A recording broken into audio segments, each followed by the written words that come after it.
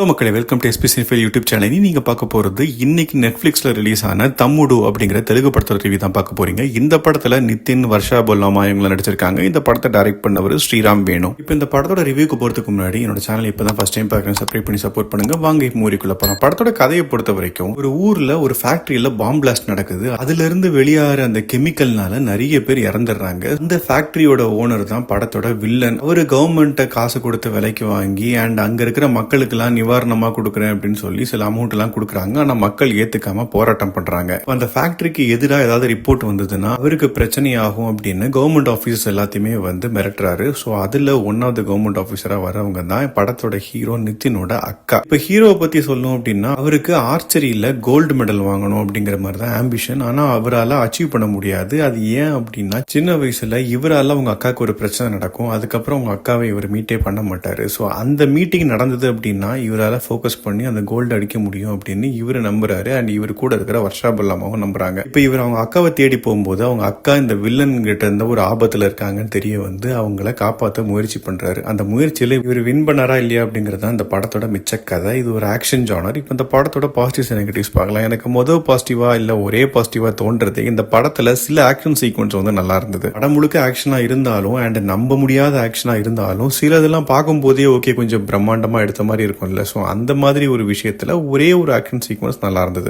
தவிர்த்து பாத்தீங்கன்னா வர்ஷா பொல்லாமாவோட ஆக்டிங் வந்து ஓரளவுக்கு ஓகேவா இருந்தது. மற்றது எல்லாமே இந்த படத்தோட நெகட்டிவ் சைட்ல தான் வருது. முதல்ல கதை, இது ஒரு அதர பழசான ஒரு கதை. அதை என்னமோ புதுசா எடுத்த மாதிரி திரும்ப இவங்க எடுத்திருக்காங்க. அது ரொம்பவே மொக்கையா இருந்தது. அதுக்கான ஒரு பேக் ஸ்டோரி அதை விட அபத்தமா இருக்கும். இதெல்லாம் ஒரு விஷயமா இதுக்காகவா இவங்க பிரிஞ்சிருப்பாங்க அப்படிங்கறது நீங்க அந்த ஸ்டோரி கேட்டதுக்கு அப்புறம் தான் உங்களுக்கு தெரியும். ஹீரோ நிதினுக்கு எக்ஸ்பிரஷனே இல்ல. சுத்தமா ஒரு சோகமா இருக்காரா, சந்தோஷமா இருக்காரா, கோபமா இருக்காராங்கிறது தெரியவே மாட்டேங்குது. அப்படியே ஒரு பிளாட்டான ஃபேஸ்ல படம் முழுக்க வராரு. இந்த வில்லன் செம காமெடி பண்ணிருக்காங்க. வில்லனை வச்சு அவருக்கு குறிப்பிட்ட டெசிபல் சவுண்டுக்கு மேல அவரால் கேட்க முடியாது அப்படிங்கறதுனால கூட இருக்கிற அவங்க அசிஸ்டன்ஸ் கூட வந்து வாய் பேச முடியாதவங்கள தான் வச்சிருப்பாரு. அந்த அளவுக்கு ஒரு சவுண்டுனால பிரச்சனையா கடைசி கிளைமேக்ஸ்ல ஒரு கூண்டுக்குள்ளலாம் இருப்பாரு. அதெல்லாம் பாத்தீங்கன்னா செம காமெடியா இருக்கும். இந்த படத்துல ஹீரோயினா ஒரு கேரக்டர். அவங்க பாத்தீங்கன்னா போன்ல எமர்ஜென்சி கால் பண்ணோம் அப்படின்னா அது ஒரு ஆபரேட்டர் கிட்ட போகும் இல்ல. சோ குக்கிராமத்துல இவங்க தான் அந்த ஆபரேட்டரா. சோ இவங்க வந்து எல்லாமே போன்லயே டீல் பண்ணிடுவாங்க. எந்த அளவுக்கு அப்படின்னா ஒரு அடிப்பட்ட இடத்துல காட்டுல இருக்கிற மூலிகையை வச்சு மருந்து இந்த மாதிரி பண்ணுங்க அப்படின்னு சொல்லி அது சரி பண்றதா இருக்கட்டும். இவங்க எல்லாருமே கும்பல் கிட்ட மாட்டும் போது ஒரு பஸ்ஸை ஏற்பாடு பண்ணி அனுப்புறதா இருக்கட்டும். இதை விட ஸ்பெஷல் ஐட்டம் என்ன அப்படின்னா போன்லயே ஒரு டெலிவரியே முடிச்சிருவாங்க. அநியாயத்தின் உச்சத்தை பண்ணிருக்காங்க.